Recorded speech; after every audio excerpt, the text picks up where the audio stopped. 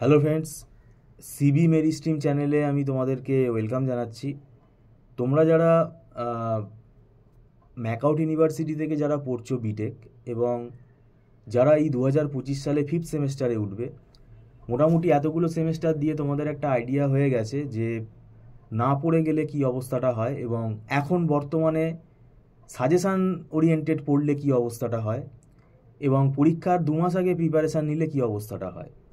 তো এটা কিন্তু তোমরা নিজেরাই প্র্যাকটিক্যালি ব্যাপারটাকে রিয়েলাইজ করতে পারছো। আমরা এটা বারে বারে আমাদের চ্যানেলে বলে আসি, এখন কোনো সাজেশান কাজে দেবে না, সব পড়ে যেতে হবে। কোথা থেকে কোয়েশ্চেন আসবে বলা মুশকিল। এবার সব পড়ে গেলে এ মাথা মাথা মুখস্থ করে যাওয়াটাও কিন্তু ঠিক না।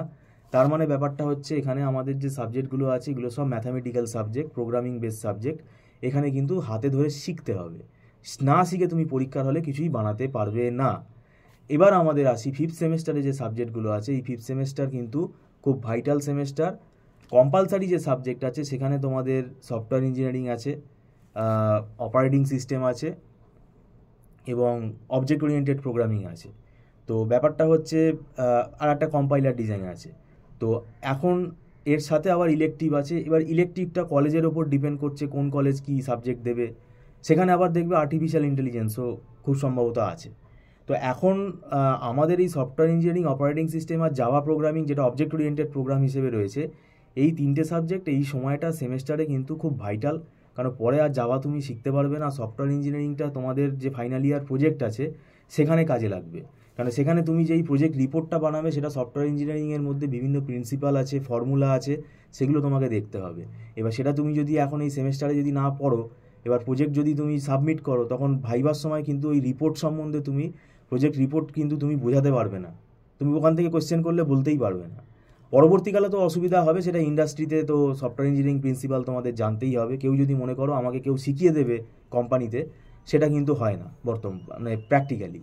তো এটার জন্য আমি বলছি কিন্তু সফটওয়্যার ইঞ্জিনিয়ারিংয়ের মধ্যে কিন্তু অনেক ম্যাথামেটিক্যাল কোয়েশ্চেন আসে, প্রোগ্রামিং আছে, অনেক টেস্ট কেস ডিজাইন করতে দেয় টেস্টিং চ্যাপ্টারে। এছাড়া আমাদের এসডিএলসি লাইফ সাইকেল, তার মধ্যে এসআরএস ডকুমেন্ট তৈরি করা শিখতে হবে, কি করে ইউএমএল ডায়াগ্রামগুলোকে আঁকতে হয়। তো এরকম অনেক ব্যাপার আছে, এটা কিন্তু মুখস্থ করার সাবজেক্ট নয়। এবং এর সাথে আমাদের যেটা রয়েছে অপারেটিং সিস্টেম পুরোটাই হচ্ছে কিন্তু অ্যালগোরিদিম। অপারেটিং সিস্টেমের মধ্যে পুরো সাবজেক্টটাই হচ্ছে অ্যালগোরিদিম এবং বিশেষ করে memory management, disk scheduling, process scheduling, এই চ্যাপ্টারগুলো পুরোটাই অঙ্ক। এই চ্যাপ্টারগুলো থেকে অঙ্কই বেশি আসে। যাই হোক, আমাদের এখানে মান্থলি ফিস সিস্টেমে ক্লাস হয়। স্টুডেন্টকে বই অতটা কেনার দরকার নেই, আমাদের নোটস পড়লেই হয়ে যাবে। একটা রেফারেন্স বই স্টুডেন্ট রাখতে পারে। আমাদের নোটসগুলো স্টুডেন্টদের বোঝার জন্য আমরা প্রোভাইড করছি। প্রত্যেকটা সাবজেক্টের নোটস আমরা দিয়ে দিই, আমাদের হাতে লেখা নোটস। এবং আমাদের এখানে মান্থলি ফিস সিস্টেমে ক্লাস হয় এবং এটা অ্যাডভান্স পেমেন্ট করে ক্লাস করতে হয়, এটা নট রিফান্ডেবল। আর দেখো, ছোট ছোট ব্যাচেই আমরা ক্লাস করাই, যাতে 1:1 ইন্টারাকশানটা হয় এবং স্টুডেন্ট পরবর্তীকালে আমাদের সাথে হোয়াটসঅ্যাপে টাচে থাকতে পারে। আমাদের ফ্রি টাইম অনুযায়ী আমরা তাদেরকে গাইড করে দিই। তো যাই হোক, ভিডিওটা সম্পূর্ণ দেখার জন্য তোমাদেরকে আমি ধন্যবাদ জানাচ্ছি। Thank you so much.